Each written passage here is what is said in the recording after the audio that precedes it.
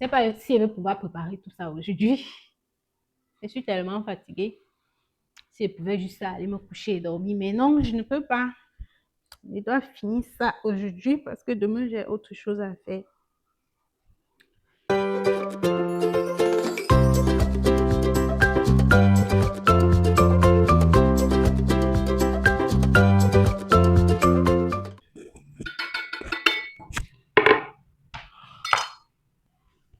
La caméra n'est vraiment pas claire de ce côté, mais bon, je n'ai pas le choix. Je suis obligée de découper ici. Donc, on va seulement faire avec ici, là. Coucou les amis, bienvenue sur ma chaîne.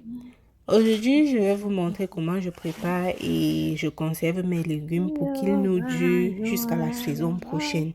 Comme vous le savez déjà, ces légumes viennent de mon propre jardin que je cultive ici aux États-Unis. Alors, c'est parti. Je me souviens qu'avant d'avoir ce jardin, chaque fois que j'avais envie de manger nos légumes du pays, comme ceci, ça c'est l'ozone. Dans mon pays, on appelle ça l'ozone. À chaque fois que j'en avais envie, soit je n'en trouvais pas, soit ils étaient très chers ou alors pas vraiment frais. C'est pour ça qu'aujourd'hui, je prends le temps de tout préparer et de tout conserver. Comme ça, je peux en profiter jusqu'à la prochaine récolte. Le couteau, s'il n'est même pas tranchant. Ouh! Ah, vraiment tranchant. Je préfère découper ici parce que je ne veux pas couper mes doigts. Parce que normalement, c'est comme ça qu'on coupait à l'époque. Et si je fais comme ça, je vais finir par couper mon doigt ici. Donc, je préfère aller de cette façon-là. La première Okay. étape, c'est de bien nettoyer les légumes. Ensuite, je les découpe, je les lave plusieurs fois, puis je fais bouillir. Pendant qu'on y est, je profite pour répondre à certaines questions et certains messages que je reçois inbox. Plusieurs personnes m'ont demandé si je vends les légumes et d'autres se disent « Oh, qu'est-ce qu'il va faire avec tous ces légumes-là » La réponse est non, je ne les vends pas. Une partie, c'est pour ma famille et une autre partie est partagée avec mes proches.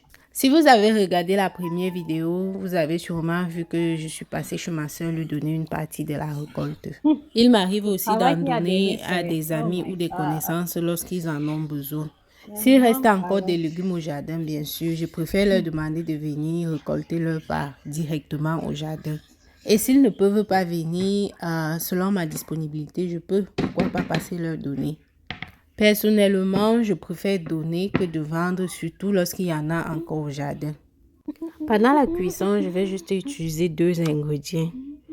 Le sel et le sel On va gemme mettre le qu'on appelle sel. aussi le Après, kanwa dans mon quand ça pays. descend un peu, je vais mettre le sel. Ok, on va mettre le sel. Un peu descendu.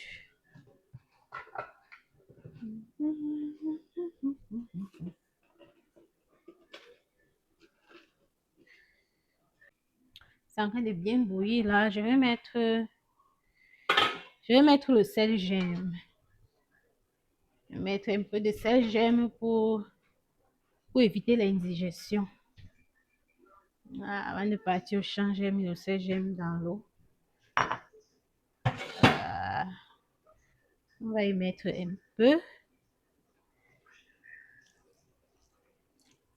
Un peu. Donc, à chaque fois, je vais mettre juste un peu. Oh, la couleur change déjà. Oh, deuxième tour, voici le premier ici. C'est le deuxième tour. Je vais mettre le sel. Et je vais laisser encore bien bouillir avant de mettre le sel gemme. Parce que quand je mets le sel gemme, je ne laisse plus longtemps au feu. Et je ne ferme plus trop la marmite. Si tu laisses longtemps au feu, ça va devenir tellement mou, les légumes vont se gâter. Ça va perdre sa saveur. Ça va perdre son goût quand ça reste trop au feu.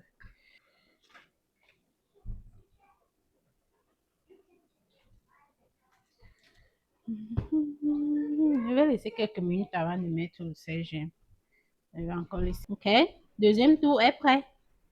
Je vais arrêter le feu là maintenant et puis je vais faire comme ça jusqu'à ce que ça finisse. C'est un gros travail. Un gros travail. Daar ensemble que tu choc je peux pas un choc congélateur capé ma chef. On fait un tour au village non capé. Ouf, je suis fatiguée mais que faire? Je dois finir. Je dois finir. Là, j'ai déjà préparé 2 tours seulement. Premier tour, deuxième tour là. Comme vous voyez là, j'ai déjà préparé 2 marmites et je vais répéter la même chose jusqu'à ce que les légumes finissent. Une fois que les légumes refroidissent, je vais les repartir dans les sachets de différentes tailles. Les petits sachets sont parfaits lorsque je prépare les légumes aux pistaches. On appelle ça dans mon pays le nzapshut. En passant à la vidéo, la recette est déjà disponible sur la chaîne, donc n'hésitez pas à la regarder, à partager et à laisser un commentaire. On va emballer maintenant. Et les plus grands sachets me servent pour faire des légumes sautés simplement avec la tomate, l'oignon et autres.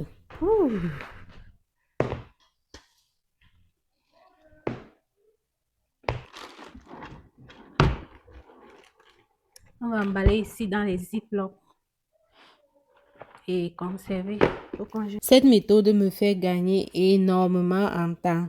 Après une longue journée de 12 heures de temps à l'hôpital, je n'ai plus besoin de tout nettoyer et préparer. Si je sais que je vais cuisiner le soir, je sors simplement un sachet du congélateur avant de partir au travail pour qu'il décongèle naturellement pendant la journée. Et je fais la même chose lorsque je cuisine un jour que je ne travaille pas. La veille, avant d'aller dormir, je sors un sachet et il va se décongeler la nuit. Et le matin, c'est prêt à commencer la cuisine. En fait, quand je garde mes légumes comme ça me facilite la tâche pour préparer. Je peux rentrer tard du travail et en temps de mouvement, j'ai déjà préparé le couscous parce que les légumes sont déjà préparés et tout ce que j'ai à faire, c'est juste faire frire et tourner le couscous.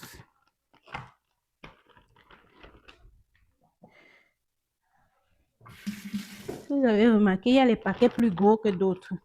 En fait, tout est calculé. Les paquets plus gros, comme ça, les plastiques plus gros, je fais sauter simplement et tu vois, ceci est plus petit. Le paquet est plus petit parce que quand je veux préparer avec le pistache, je retire le paquet qui est plus petit.